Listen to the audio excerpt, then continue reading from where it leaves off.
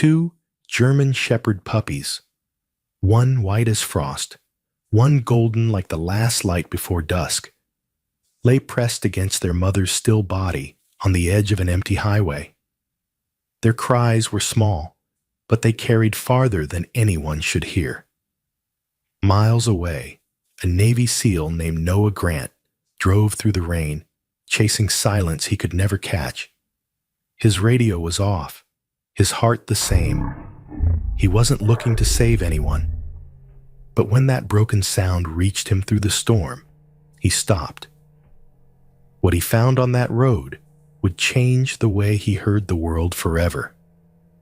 Before we begin, tell me, where are you watching from? Drop your country in the comments below.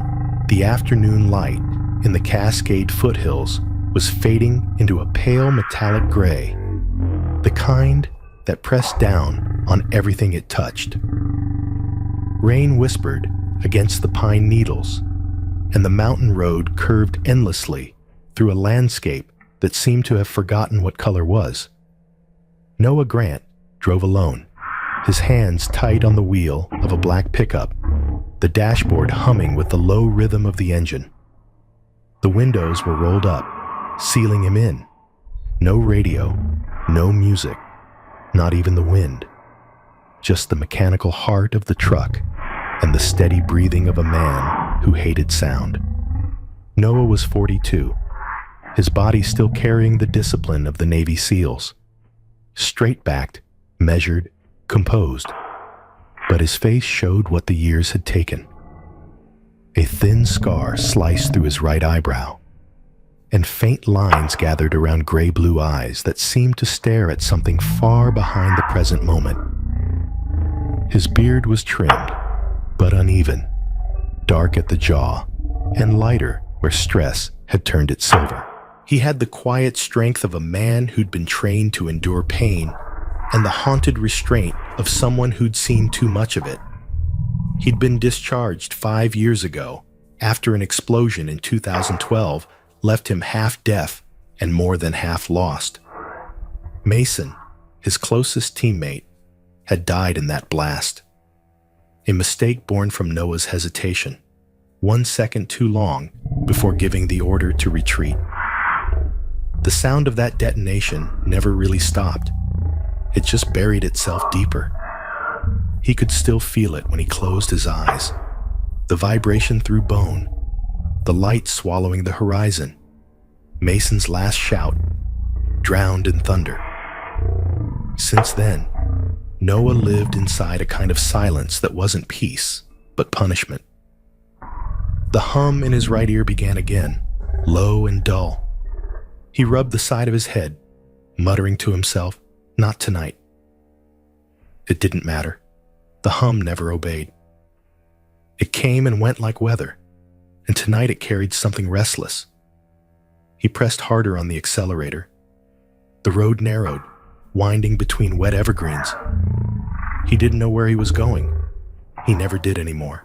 He just drove until the tank warned him to stop. Motion was the only thing that quieted the memory. The air inside the cab was dense with the smell of rain and old coffee. The wipers dragged across the glass in uneven intervals, creating a squeal that sent a ripple of irritation down his spine. He turned them off. Better to see through rain than to hear that sound again. Noah glanced at the passenger seat. A folded tarp, a thermos, a half-read book he hadn't touched in months. The same company he'd kept since leaving the service. Things that didn't talk back. He'd grown used to silence, even addicted to it. But tonight, the silence felt strange, like something was pressing against it from the outside. He slowed the truck. At first, he thought it was the hum in his ear acting up again. But then he realized, no, it was coming from beyond the glass. Faint, erratic. Not wind, not thunder. Something smaller. A broken rhythm, like a sob that had learned to bark. Noah frowned. He turned off the defroster, then the engine, letting the truck settle into a heavy stillness. The world outside was soaked and still. He listened. Nothing. Just rain hitting the hood, the slow tick of the cooling motor. Then again, that sound. It came from somewhere ahead, across the bend in the road. Weak, fragmented, but unmistakably alive. He should have driven on. Animals died in the mountains all the time. Coyotes, deer, strays. Nature had its order, and he'd long since stopped interfering. He didn't want another sound to follow him home, another thing to remember. But this noise, it wasn't wild. It wasn't the shriek of pain or fear. It was smaller, softer, desperate. Noah's hand hovered over the ignition, then fell away. He reached for his flashlight on the dashboard and stepped out into the rain. The cold hit him immediately, a clean slap to the face. Water soaked his hair, his jacket, his jeans within seconds. The forest around him was gray and endless, the air thick with mist and pine sap. He walked along the shoulder, boots squelching in the mud. His flashlight beam trembled with each step, cutting through the rain in uneven slices. The sound grew a little clearer, short, pleading bursts echoing off the slick asphalt. When he reached the bend, the beam caught movement. A shape, large, low, motionless, sprawled across the edge of the road. Beside it, two smaller shadows moved, twitching, pressing against it. He took a few steps closer, and the image sharpened. A German shepherd lying on her side, fur slicked down by rain, her flank rising only barely. Two pups, one pale, almost white, the other golden black, huddled against her, tiny bodies trembling. Noah stopped breathing. The mother dog was injured, her hind leg bent unnaturally, her fur tangled with mud and blood. Her eyes, half open, reflected the light, not wild, not empty, but exhausted. One of the pups tried to nudge her muzzle, emitting a sound halfway between a cry and a cough. The other whimpered, pressing into her chest as if trying to keep her heart beating by touch alone. Noah crouched down slowly, the beam of light steady in his hand. "Hey," he said softly. His voice cracked. He barely recognized it. The dogs didn't move, except the smaller one, the white pup, which lifted its head, eyes cloudy with fear. Its body trembled so hard it nearly fell over. It barked once, thin and hoarse, and then again. Noah felt something twist inside him. The sound was so small, and yet it cut through the years like shrapnel. It was the same pitch, the same sharp note that had rung through his comms headset right before the blast. Mason's voice had started as a warning too, faint, broken, drowned by static. He shook his head, forcing the thought away. "Not tonight," he muttered again.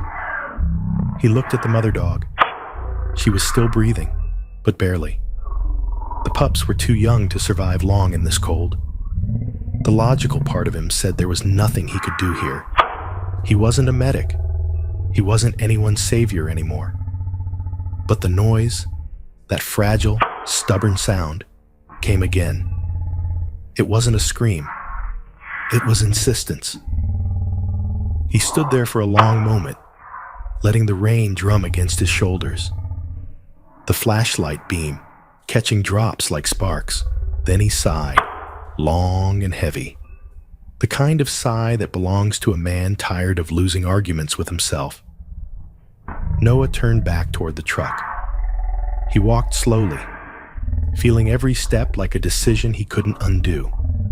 He climbed inside, water dripping from his hair onto the steering wheel. His reflection stared back from the windshield, a man who'd promised himself he'd never stop for anyone again. His hand went to the key. The hum in his ear returned, low and rhythmic. The world outside was still, almost too still. He twisted the key, and the engine went silent. For a heartbeat, there was nothing. The air hung heavy, rain hissing softly against metal. Noah sat there, hands motionless, head bowed, caught in the weight of his own stillness. And then, through that silence, faint but undeniable, came the sound again. A bark. Small, broken, persistent. Noah opened his eyes. The noise didn't stop. It kept calling, steady and unafraid of the quiet it lived inside. He exhaled once, slow and uncertain. The silence around him felt heavier than ever. But somewhere in it, something alive refused to give up. Rain kept falling in thin, endless threads, each drop catching the light from the truck's headlamps and shattering into silver dust on the slick asphalt. Noah stood by the open door, his breath visible in the cold air. The sound that had drawn him from the truck came again, quieter now. Not a bark, but a whimper, a tremor of pain disguised as a cry for help. He turned his head toward the sound and saw what he had only glimpsed before. The shape sprawled on the road was not debris, not a shadow. It was a German shepherd, and beside her, two small lumps of fur barely moving. He took one step forward, then another. Each splash of his boots against the water echoed in his skull, too loud, too sharp. His hearing had never been the same since the explosion. Now, every noise felt multiplied. The patter of rain, the hiss of wind, even his heartbeat. All of it pressing against his nerves. He flinched at his own footsteps. For a second, he thought about turning back. He could get in the truck, close the door, drive until dawn. The world didn't need him to stop anymore. He wasn't trained for rescues now. He was just a man trying to stay numb. But the whimper came again, soft, trembling, and too human in its rhythm to ignore. He approached slowly. The mother dog lay half on the road, half in the drainage ditch. Her fur was a mess of tan and black, matted with blood and mud. Her breathing was shallow, her body twitching every few seconds as if caught between sleep and shock. The left side of her body bore scratches, likely from the impact of a passing car that never stopped. The pups pressed themselves to her stomach, trembling from cold more than fear. The white one had fur so pale it reflected the truck's light, its ears still folded, eyes barely open. The darker one, golden with black streaks on its back, lifted its head briefly as Noah knelt down, watching him with wide, uncertain eyes. Noah crouched beside them, water soaking into his jeans. He hesitated to reach out. The mother's eyes flickered open, amber, sharp even in exhaustion. She didn't growl, only exhaled, a sound somewhere between warning and surrender. "You're still fighting," he murmured. His voice startled him. It sounded too soft, too alive. The white pup let out a weak cry and crawled toward him, paws slipping on the wet ground. It pressed its nose against his boot, sniffed once, and whimpered. Noah froze. The warmth of that tiny body, barely more than a handful of fur, seeped through the soaked leather. He had forgotten what living warmth felt like. Behind him, a set of headlights approached from the curve, distant but bright. A car, maybe someone who could help. He stood quickly and waved his flashlight. The car slowed but didn't stop. It veered to the opposite lane and sped past, tires slicing water into his face. In the glare, he caught a glimpse of the driver, a woman in her 60s, glasses, lips tight in fear. She never looked back. The sound of the tires faded into the rain. Noah turned back to the dogs. The world was quiet again, except for the steady drip of water from his jacket. He crouched lower, the flashlight trembling in his hand. He wasn't sure what to do. He'd never been afraid of wounds or blood. He'd seen enough of both to forget their weight. But this was different. These creatures had no language for pain, no plea he could answer with orders or bandages. They had only that sound, that small, breaking cry that wouldn't stop. He reached for the pups. The golden one recoiled slightly, a faint growl rumbling in its throat. The white one stayed where it was, head pressed against his boot. Noah picked it up carefully. It was lighter than he expected, ribs sharp under the thin fur. Its tiny heart hammered against his palm like a trapped bird. He held it closer to his chest, his jacket shielding it from the rain. "You're all right," he whispered, unsure if it was true. He glanced at the mother again. She blinked slowly, pupils dilating under the beam of light. Her ears twitched weakly. The darker pup returned to her side, nudging her muzzle, trying to rouse her. Noah watched that small act, the insistence of a child trying to call back the world, and felt something tighten in his chest. He remembered the day of the blast, Mason trapped under debris, reaching for him, eyes wide with disbelief, refusing to stop breathing even as fire spread behind him. Noah had dragged him halfway out before the second wave hit. Mason's last words were drowned in noise. The memory struck so sharply, he almost dropped the pup. He took a step back, chest rising fast. "Not again," he muttered. "Not this." The wind shifted, carrying a new smell. Blood, diesel, rain. The hum in his right ear grew louder. He pressed his hand to it, trying to steady the ringing. The pup in his arm whimpered softly.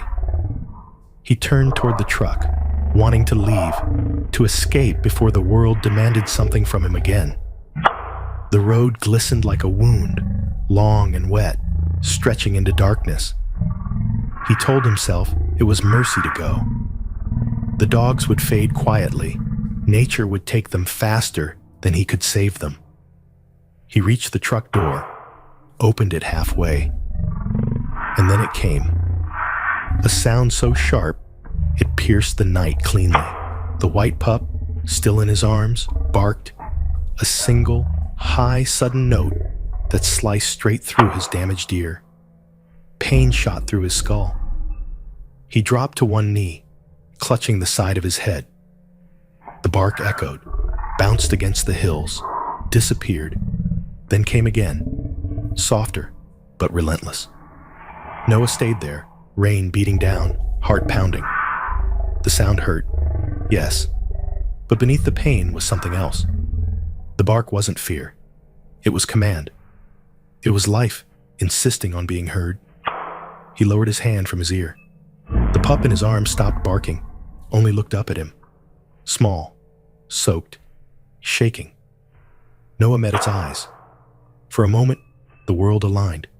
His pulse, the hum, the rain, all following the same rhythm.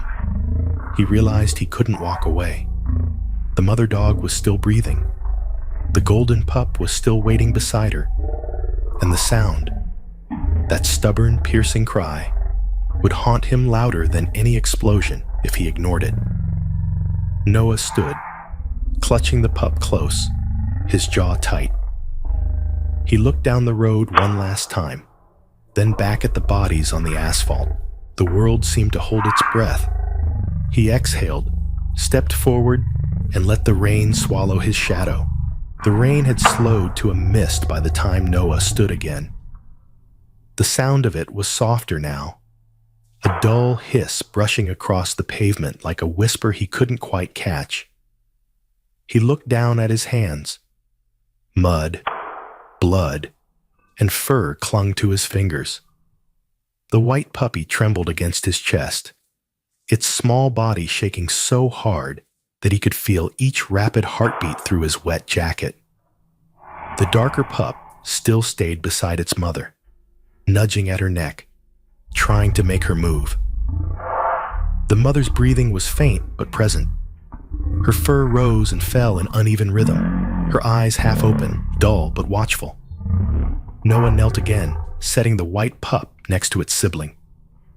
"You're not gone yet," he said, his voice a hoarse rasp. The sound startled him. It had been months, maybe more than a year, since he had spoken aloud for anyone but himself. In the seals, words had been commands, short and precise. In civilian life, they had become unnecessary. He hadn't realized how foreign his own voice had become until he heard it again in the dark. The mother's gaze followed him. There was no trust in it, no understanding, only exhaustion and instinct. Yet when he leaned closer, she didn't growl. Her body was too weak to fight, but something deeper held her still. Noah raised a hand, slowly, palm open. "I won't hurt you," he said, barely more than a breath. The darker puppy barked once, a small, pitiful sound that cracked the night. He glanced toward it. The bark echoed strangely in his half-hearing, bouncing around in the damaged side of his skull. It reminded him of something he'd buried deep, a shout through static, the crackle of a failing radio, Mason's voice calling through chaos. Orders mean nothing if you can't save anyone. The memory hit hard. He could almost feel the desert heat again, the smell of burning metal, the dust cloud rising as he yelled back through the headset. Too late, always too late. Mason's scream dissolved into white noise, and then the silence after the blast. Noah squeezed his eyes shut. The guilt lived inside him like a pulse that never stopped. He opened them again to the sight of the 3 fragile lives clinging to breath at his feet. He pulled off his jacket and laid it over the dogs, tucking the edges close around their shivering bodies. The rain beaded on the surface, sliding away. The cold bit at his arms, but he ignored it. The mother shifted slightly under the weight, her paw twitching. Noah's throat tightened. "Easy," he said quietly. "You're all right." A car engine roared in the distance, then faded as it turned another direction. No one else would be coming. The mountain road was too far from town, too late for help.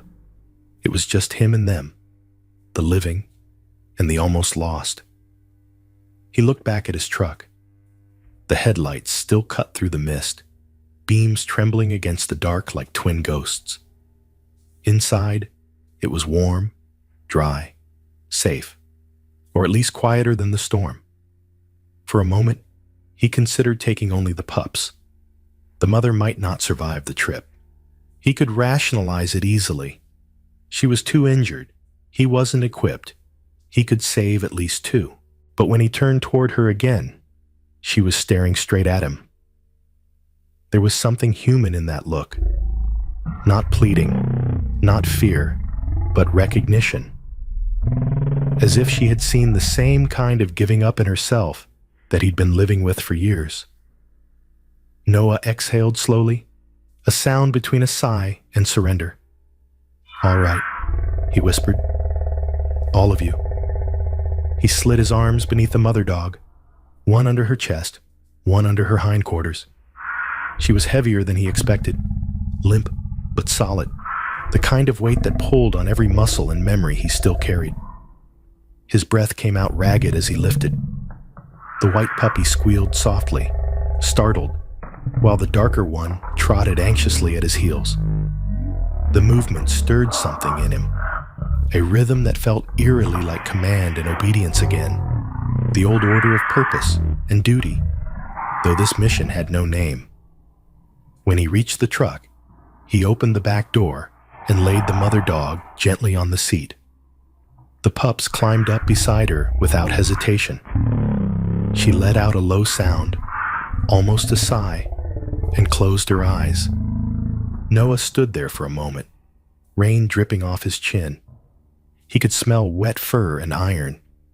The hum in his ear grew louder, filling the space with static. He rubbed the side of his head, muttering, Not now. But within the noise, he thought he heard it again. Mason's voice, faint and warped by memory. You still hear it, don't you? That sound before everything ends. Noah swallowed hard and climbed into the driver's seat. His hands trembled on the steering wheel. He started the engine, but didn't move yet. The headlights illuminated the rain ahead, making the road glisten like molten glass.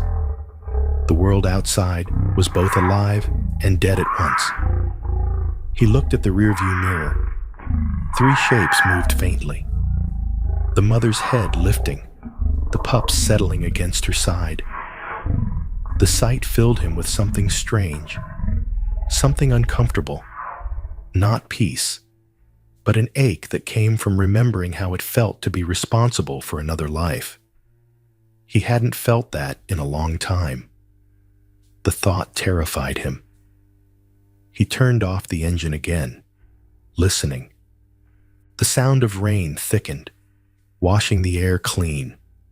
His heartbeat thudded against the steering wheel. The dogs were quiet now, their breathing steady. The world had gone still, waiting. He could drive away, leave the truck running, doors open, let chance decide. But he knew the truth before he even finished the thought.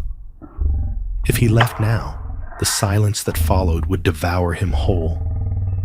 He leaned his head back against the seat, eyes closed. The rain hit the windshield in uneven beats, like Morse code tapping against memory. He whispered, "I won't hear it again," though he knew he would. Every time he tried to sleep, every time the world went quiet.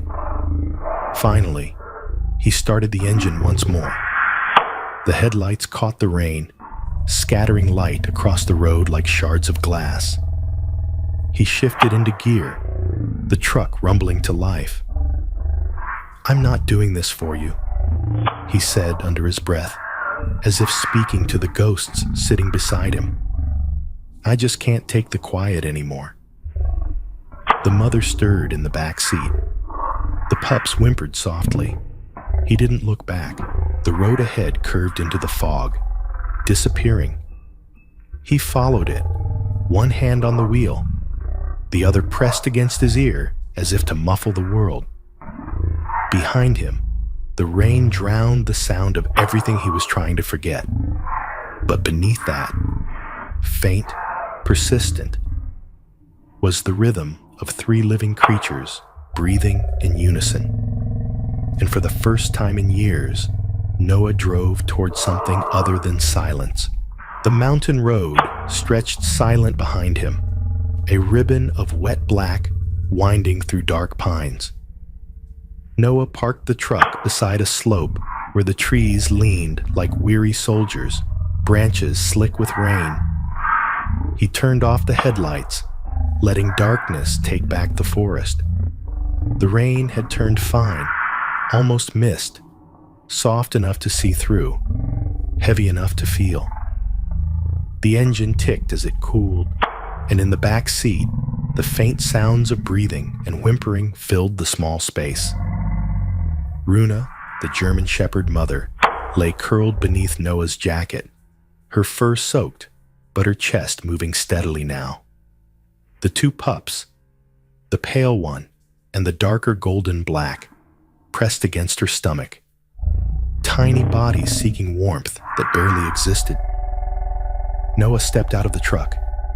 His boots sank into the mud, the sound sharp in the hush of the woods. He looked up at the sky. Low clouds, no stars, and then at the empty road that disappeared into fog. He didn't want to go home. The house waiting for him down in the valley was just walls and silence. Inside, every sound echoed back memories he'd buried. The clatter of a coffee cup, the creak of floorboards, the metallic snap of a door.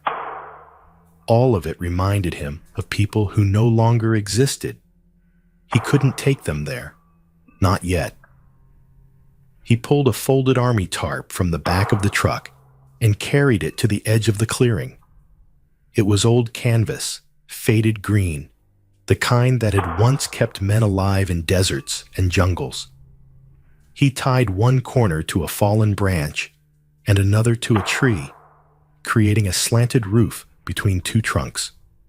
The motion came to him like muscle memory, deliberate, precise, the way they had built makeshift covers on missions. The tarp flapped once, caught by wind, and then settled into a soft rattle. He spread his sleeping bag beneath it, placed his flashlight at the corner, and went back to the truck for the dogs. Runa opened her eyes as he leaned in. There was fear in them, yes, but also something else, recognition. She lifted her head weakly when he reached for the pups. The white one let out a faint whine, while the darker one, the bolder of the two, pressed its paws against his forearm, refusing to be left behind. He carried them carefully under his coat, one arm supporting their soft bellies, the other steadying Runa as she tried to stand. She stumbled once before he crouched and lifted her, cradling her weight against his chest. Her fur was heavy with water, smelling of earth and iron. By the time he reached the tarp, his arms ached. He set Runa down on the sleeping bag and dried her fur with an old towel from the truck. The pups crawled over her belly, nudging for warmth. She licked their heads weakly, her tail thumping once. Noah sat beside them, watching, the flashlight glow painting his hands, amber. He realized how foreign this small scene felt. Life moving in rhythm with its own quiet rules. The rain softened further, replaced by the drip of water from branches. In the dim light, everything felt suspended. The breath of the forest, the faint rise and fall of the mother's chest, the sound of two puppies suckling. Noah leaned back against a tree trunk. For years, he had avoided sound. The world had become too loud after the blast, too unpredictable. He had filled his life with absence instead. Yet here, surrounded by breath and rustle and heartbeat, silence felt wrong. It wasn't peace. It was a kind of suffocation. He took a sip from his flask, the liquid burning down his throat. The alcohol didn't help much anymore. It just made the edges blur. A memory slipped in anyway. Mason sitting across from him on the transport plane, laughing about something trivial, the sound so bright that Noah could feel it in his chest. That laugh had been the last real sound he'd heard before the explosion turned everything into ringing metal. Now, years later, that echo had dulled into a whisper that sometimes crawled into his dreams. A low groan broke through the thought. Runa was shifting, her front paw twitching as she tried to stand. Noah reached out and rested a hand on her shoulder. "Easy," he said quietly. Her skin was warm beneath the damp fur. She blinked at him, exhausted but still there. He noticed a small notch in her right ear, the mark of some older fight, perhaps another roadside battle. She was a survivor. He could see that now. He listened for a while, the small, steady sounds of the living filling the void that had once been unbearable. He found himself focusing on them, the rhythmic puff of the pup's breath, the subtle rasp of Runa's lungs, the hum of rain collecting in puddles. These sounds no longer stabbed at him. They stitched something together instead. A twig snapped nearby. Noah turned sharply, flashlight raised. A figure emerged from the mist. An older man wearing a reflective raincoat, a lantern swinging from one hand. His beard was white, thick, unkempt, the sort that grew on someone who didn't care much for mirrors. His name, as Noah would learn later, was Arthur Dale, a retired forest warden who lived alone in a cabin a few miles down the road. Arthur stopped when he saw the dogs. "You hit something?" His voice was gravelly but calm. Noah shook his head. Found them on the road. Must have been hit before I got there. Arthur crouched, eyeing Runa. Tough old girl, he said softly. His eyes were a clear hazel, steady. There's a vet down in the valley, a woman named Helen Brooks. She's kind. Won't ask questions if you bring her strays. Noah nodded, but didn't move. The older man studied him for a moment. His soaked jacket, the mud streaked on his face, the distant look in his eyes. You all right, son? Noah hesitated, just passing through. Arthur gave a small smile, half pity, half understanding. Ain't we all? He turned to leave, his lantern bobbing into the mist. That tarp won't keep you dry all night. Storm's coming back at dawn. When Arthur's footsteps faded, Noah sat back under the tarp. He didn't light the fire. He didn't want to scare the dogs with smoke. The air cooled fast. He wrapped the edge of the tarp tighter and listened. The forest returned to quiet.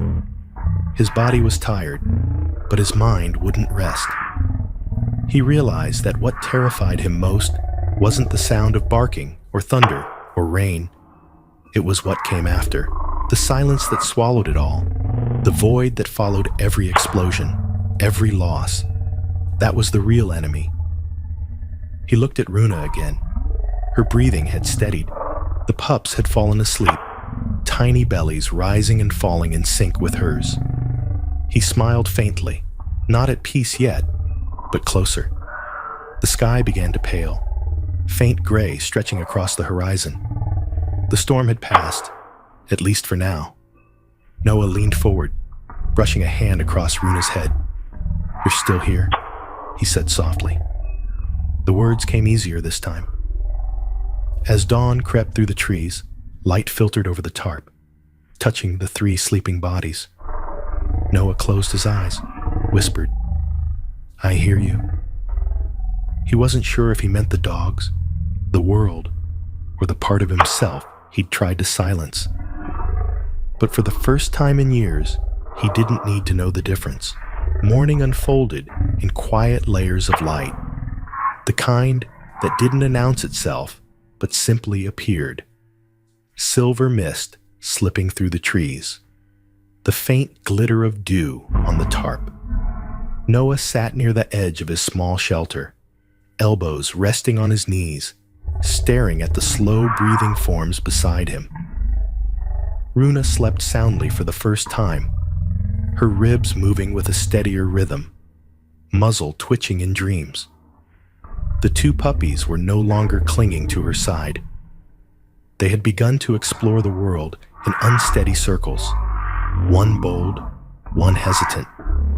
The white pup stumbled forward, paws oversized for its small body, its fur still uneven from the night's dampness. It sniffed the air, then turned toward Noah, eyes wide and curious. Its small tail wagged once before it tumbled over a patch of moss, squeaking in surprise. The darker one stayed near Runa, pressing its nose into her neck, then curling back into a protective ball. Noah watched them for a while, the faintest trace of amusement tugging at the corner of his mouth. He hadn't smiled in years. Not really. The motion felt foreign, stretching muscles he'd almost forgotten he had. He reached out, letting the white pup crawl clumsily onto his palm. Hey there, he murmured. The pup looked up at him, head tilted, tiny pink tongue flicking at the air. You're brave, aren't you? It barked softly, the sound high and pure. He laughed under his breath, an exhale, really, but it felt like laughter nonetheless. All right, brave one, you'll be Echo. The name came naturally, without thought, as if it had been waiting. And you, he said, glancing toward the other pup, still nestled against its mother. You're Dust. The golden black pup lifted its head at the sound, eyes darker, slower to blink. It made a small grunt, not quite a bark, as if to say, It had heard, but didn't care to answer. Noah leaned back, resting his head against the tree behind him. "Echo and dust," he said again, and this time he smiled without realizing it. Runa stirred at his voice. She lifted her head, ears twitching, amber eyes half-lidded but aware. The wound on her leg had stopped bleeding, though the fur around it was still matted and raw. She stretched weakly, nudged the darker pup closer, then laid her head back down. The movement was enough to fill Noah with quiet relief. She was still fighting. He poured a small amount of water into a dented metal bowl from his pack and slid it toward her. "Drink," he whispered. She did, slowly, lapping between heavy breaths. The sound of it, gentle, rhythmic, filled the morning stillness. The tarp fluttered once in the wind, a small reminder that the world was still moving beyond this pocket of calm. Noah's eyes followed the tree line, where faint shafts of light broke through fog and touched the wet soil. For years, he'd seen mornings like this as something to endure. Another day survived, another repetition. But now, sitting among fragile creatures that breathed without fear, he noticed details he had forgotten mattered. The texture of bark, the scent of pine, the sound of something small learning to live. He looked at the pups again. Echo had found a leaf and was determined to chew it to pieces. Dust, on the other hand, seemed reluctant to move, watching his sibling with suspicion. The contrast between them felt strangely familiar. One was motion and curiosity, the other hesitation and fear. It struck Noah that maybe these were both reflections of himself, two versions divided by time. Echo, the soldier before the war, fearless and hungry for purpose. Dust, the man who came home afterward, too aware of what could break. He reached down, letting both crawl onto his lap. The warmth of their tiny bodies sank through his cold hands. For a moment, the hum in his damaged ear grew quieter, replaced by the faint scrabble of paws and soft breathing. He closed his eyes, listening. The world wasn't silent anymore, and for the first time, it didn't terrify him. From the distance came the low creak of old branches, the whisper of something approaching. He looked up and saw Arthur Dale again, the forest warden from the night before, walking toward him with a slow, deliberate gait. His yellow raincoat caught what little light there was, making him look like a relic of the mist itself. Arthur smiled when he saw the scene beneath the tarp. "Well, they made it," he said. His voice was rough but warm. Noah nodded. "Barely." Arthur crouched down, knees popping audibly. "You planning to stay up here long?" "I'll move when she can walk." Arthur gave a short hum, studying Runa's wound. "That leg'll heal, but she needs a vet. Helen's still in town. She's got that old clinic off Birch Road, runs it out of her barn." "Arthur," Noah said quietly, "I don't do towns." The older man chuckled. "Then towns will have to do without you. But those dogs won't." Arthur stood, adjusted his lantern strap, and patted Noah's shoulder. "You've got a steady hand, son. Don't waste it." Noah watched him disappear back into the fog, his words lingering longer than the sound of his boots. He sat there, thinking of what steady meant, and how long it had been since anyone had used that word about him. Echo barked again, startling Dust, who squeaked and buried his face against Noah's jacket. Noah laughed, the sound breaking free before he could stop it. "You're opposites, you know that," he said. "One wants to see the world, the other just wants to survive it." He paused, rubbing the back of his neck. "Guess that makes us family." The wind shifted, carrying the scent of wet pine and something cleaner, the faint promise of sunlight. He looked down at the pups again, then toward the faint line of the horizon beyond the trees. "Maybe I don't need silence anymore," he said, the words spilling out before he could think. His voice didn't echo, but the forest seemed to absorb it and return something softer. A breeze stirred the tarp. Runa exhaled, echo barked, dust whimpered, and for once, every sound felt perfectly placed. Noah sat still, listening to all of it. The mountain wasn't silent anymore. Neither was he. The day settled into a calm gray that blurred the horizon. Mist rolled through the trees in long, silent waves. Brushing over the tarp Noah had pitched like a breath against glass. The mountain air smelled of wet earth and pine resin, sharp but clean. Under the makeshift shelter, Runa stirred. Her fur had dried in uneven patches, revealing faint scars beneath the coarse black and tan coat. She shifted slightly, testing her leg. The wound had begun to close, though she still moved with the careful calculation of an animal that expected pain. Noah sat a few feet away, cross-legged, cleaning a dented canteen with a piece of cloth. His jacket hung open, damp at the collar. He looked older than his 42 years. The lines around his mouth deepened by nights without rest. His hands, rough, veined, the hands of a man who had spent half his life gripping steel and rifle triggers, trembled faintly as he worked. He wasn't thinking about anything in particular. The quiet no longer felt like an enemy tonight. It simply existed, like the trees or the cold. Echo was the first to wake. The white pup stretched, yawned with a high-pitched squeak, then toddled toward Noah. Its fur had fluffed back out after drying, soft and uneven, its paws leaving small prints on the tarp.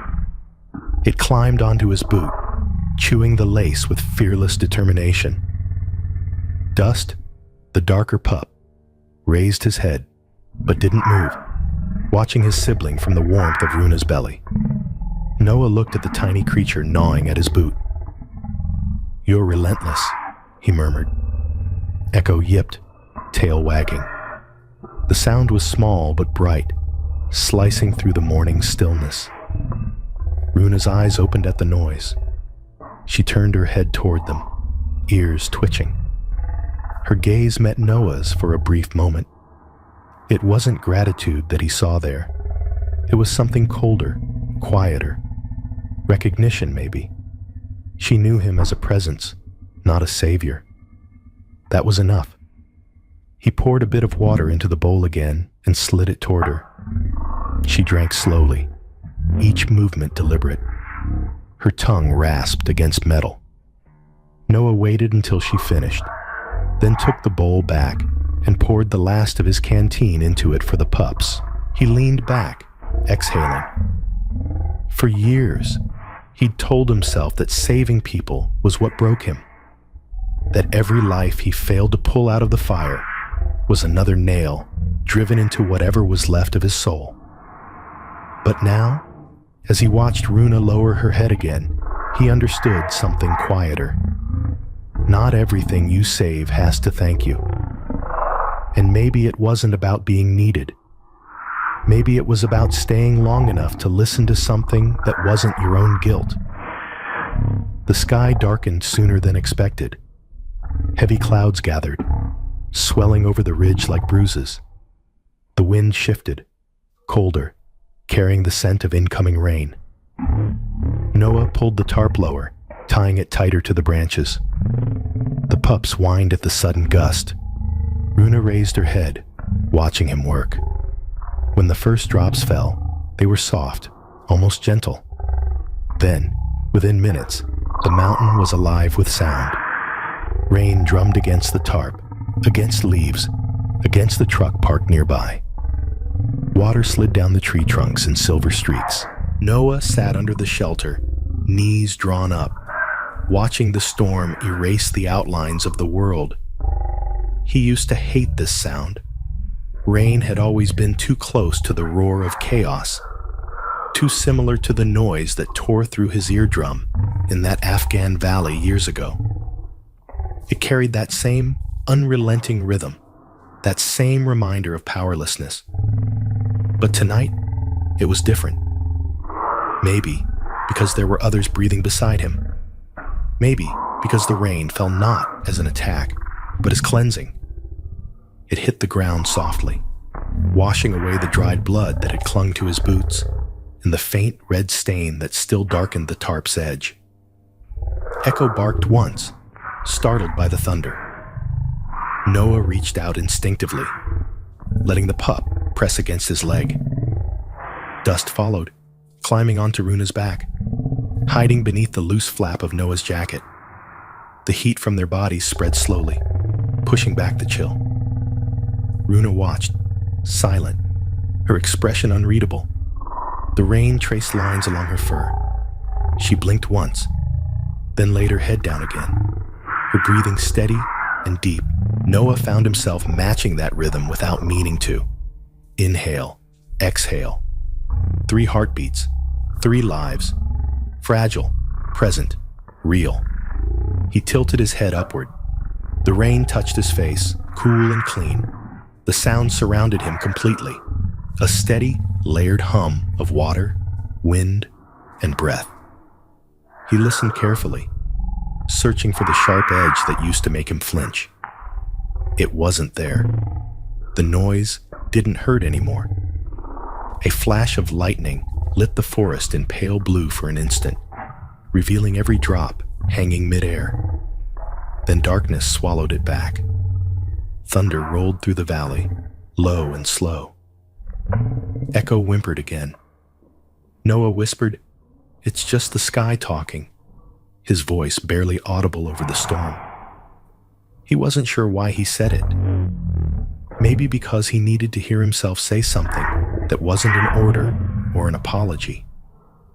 The words sounded strange in his throat, rough, but real. He stayed awake long after the rain softened into drizzle. The air grew thick with mist again, and every breath left faint clouds in the cold. Runa's fur steamed lightly, drying in the warmth of the pups pressed against her. Noah leaned back against the tree trunk, arms crossed. His muscles ached, but he didn't mind. Pain was part of being alive. He thought of Mason again, his friend's voice over the radio, the one that used to echo inside the quiet when the nightmares came. For years, that voice had sounded like accusation. Tonight, it was something else. Mason had once told him, "Silence isn't peace. It's just what's left after you give up."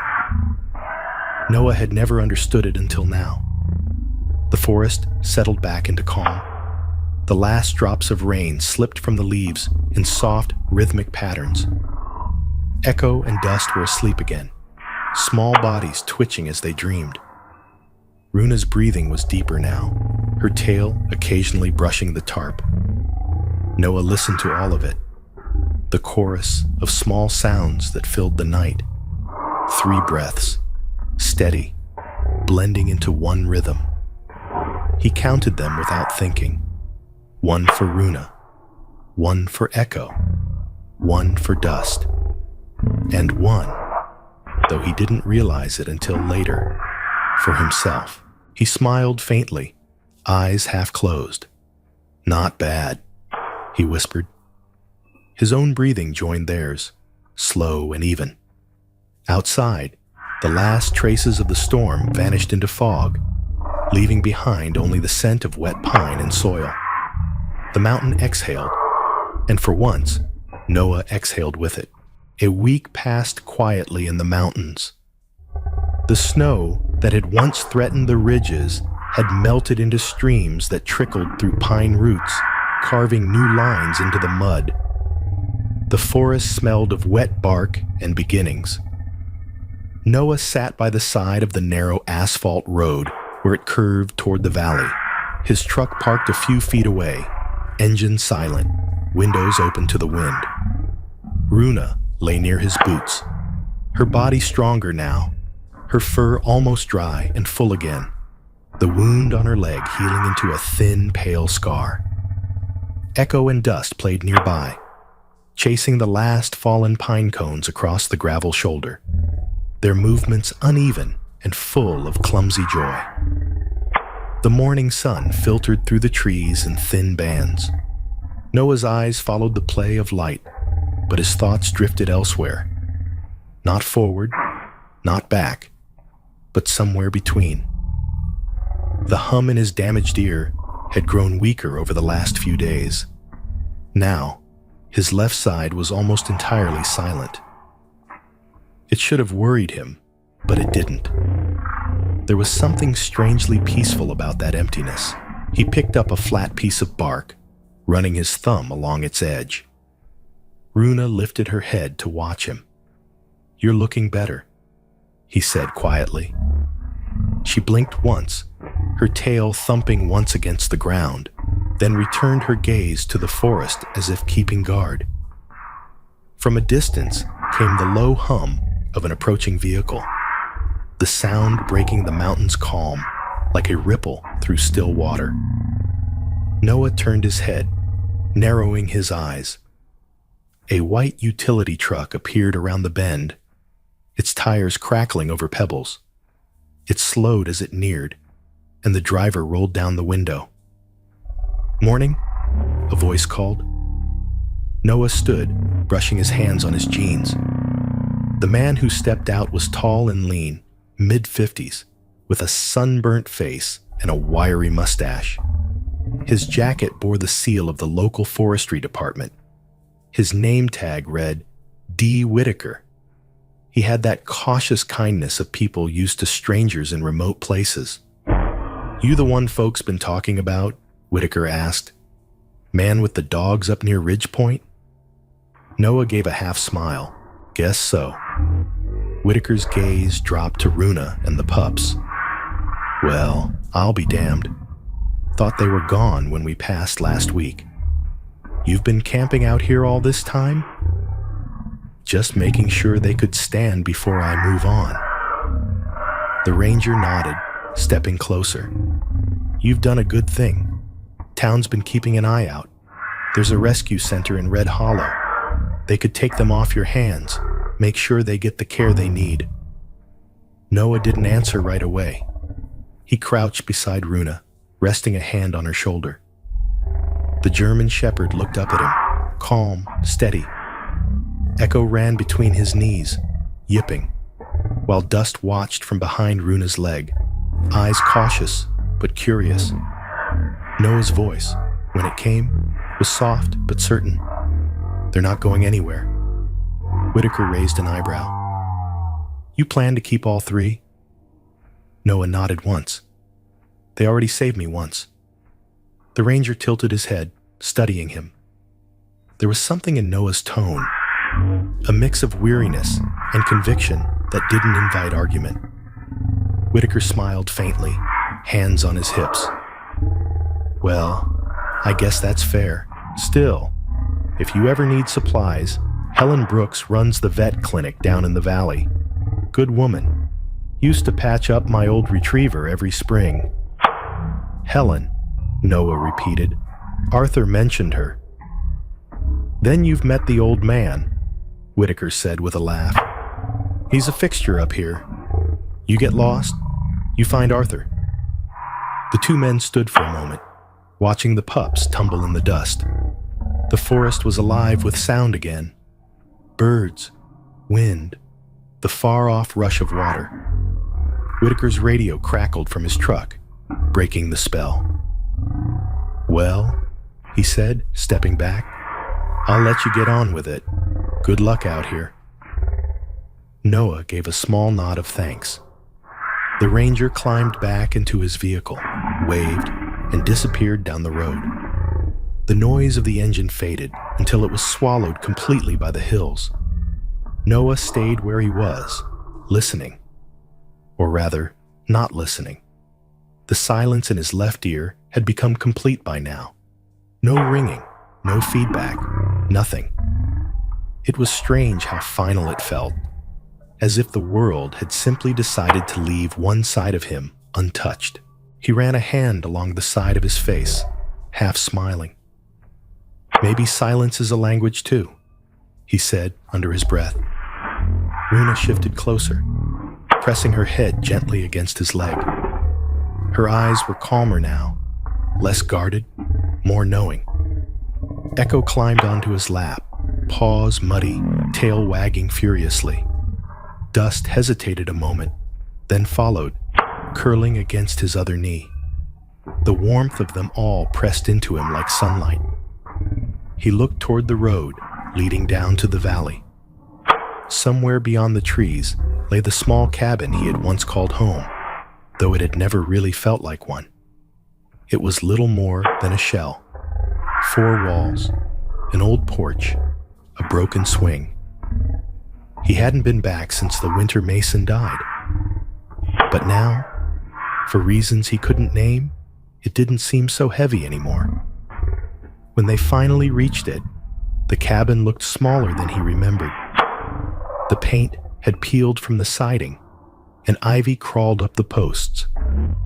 Inside, dust motes danced in the filtered light. He opened the windows, let the air move through, the sound of the outside world. Birds, creaking trees, a distant stream, filled the space that had once been only echoes of memory. He found an old wooden sign in the corner of the porch, a leftover from his SEAL training days. The letters were faded, almost gone. He turned it over, then fetched a piece of charcoal from the stove. Slowly, he wrote in uneven strokes, "Listen first." He nailed the sign beside the door. That night, he sat on the porch as the sun disappeared behind the ridge. Echo and Dust slept at his feet. Runa dozed near the steps, ears twitching at every distant sound. The world settled into a quiet that was no longer empty. It was filled with breathing, rustling, heartbeat, all the small noises that meant life continued, stubborn and soft. Noah tilted his head, catching what he could with the ear that still worked. He smiled faintly. "Guess that's enough." He leaned back, eyes half closed, listening to what silence left behind, and realizing it was everything he needed to hear. The clouds had returned, low and full, pressing down on the valley until the whole world smelled like iron and wet pine. Rain came in steady lines across the windshield, each drop breaking apart as it met the glass. The wipers moved slowly, almost reluctant to interrupt the rhythm. Noah sat behind the wheel, his hands loose on the steering wheel, the hum of the engine soft beneath the storm. Runa sat in the passenger seat, her head near the half-open window, eyes calm, ears flicking at every sound. In the back, Echo and Dust took turns pressing their noses to the fogged glass, watching the blur of forest slide by.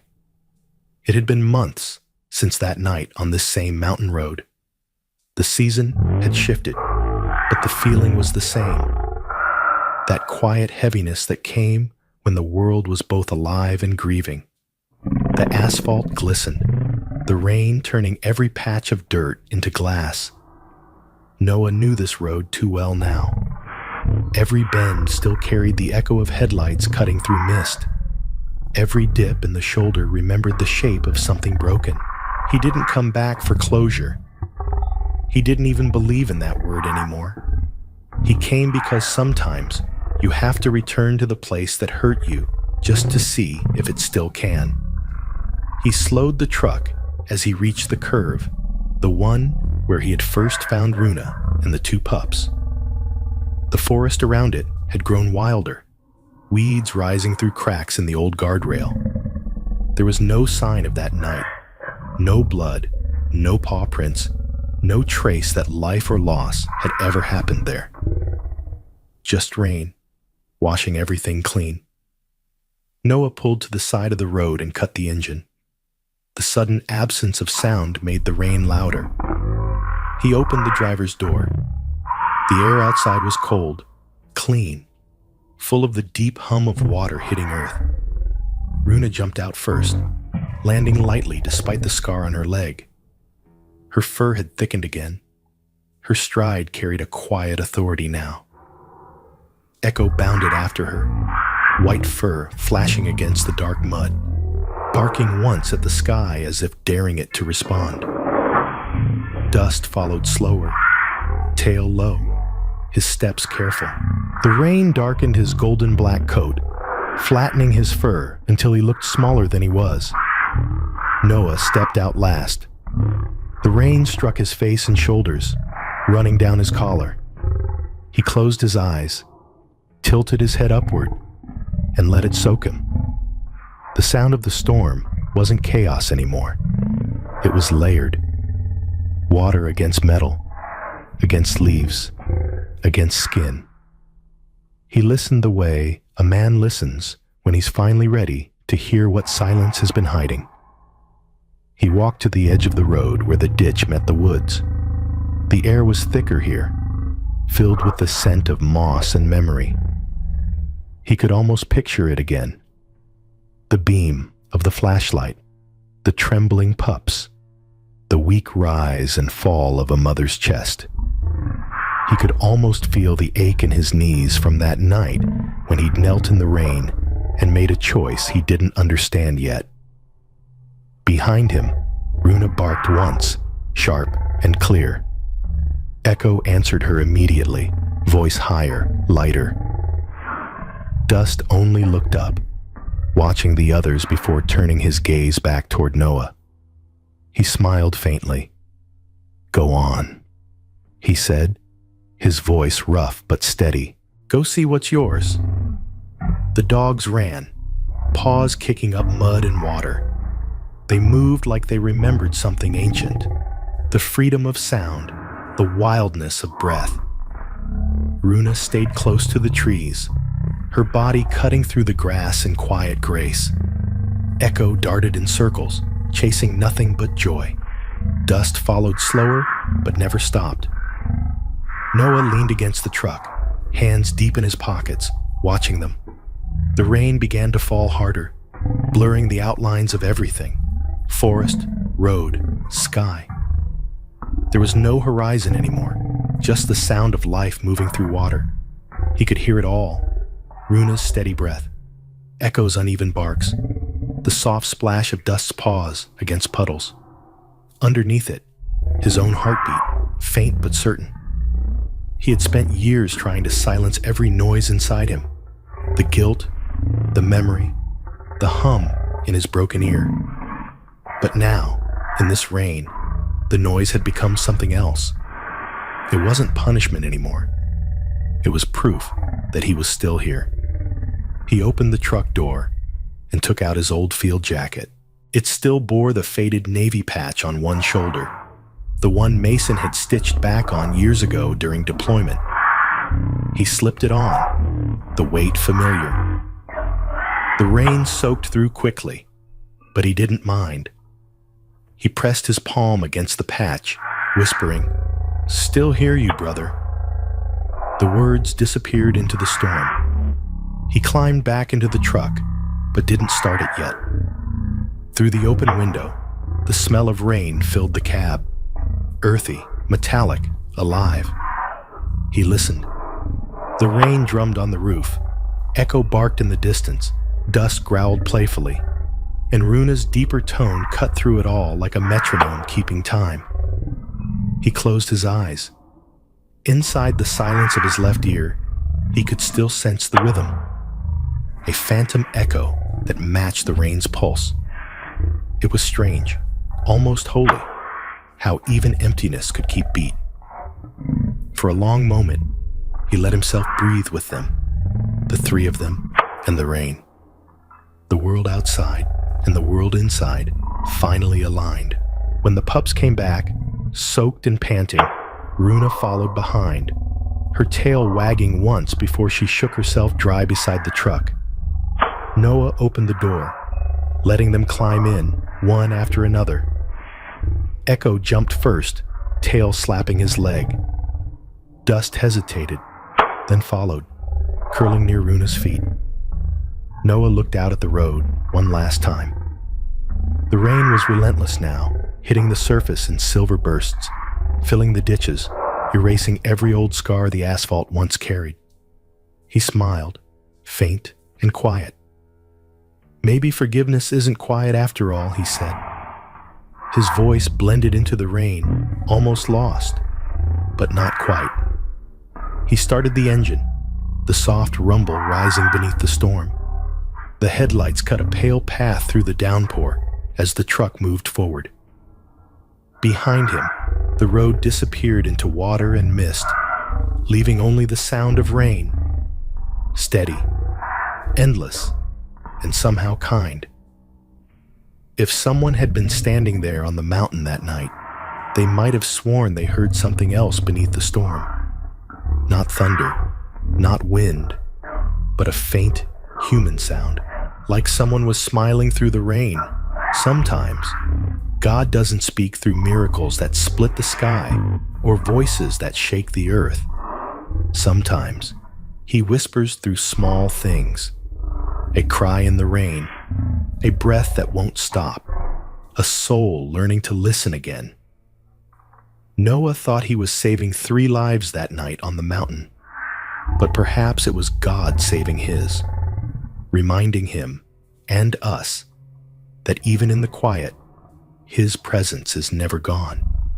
In our everyday lives, it's easy to forget that grace can arrive in ordinary ways, through kindness, through the sound of forgiveness, through something as simple as hearing someone breathe beside you. Maybe that's where God hides His greatest miracles, not in what we see, but in what we hear when we finally stop running from silence.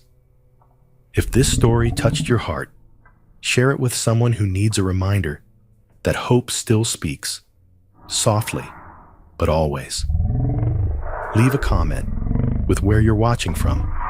Subscribe for more stories of faith and second chances, and may God bless you and every life you choose to listen to.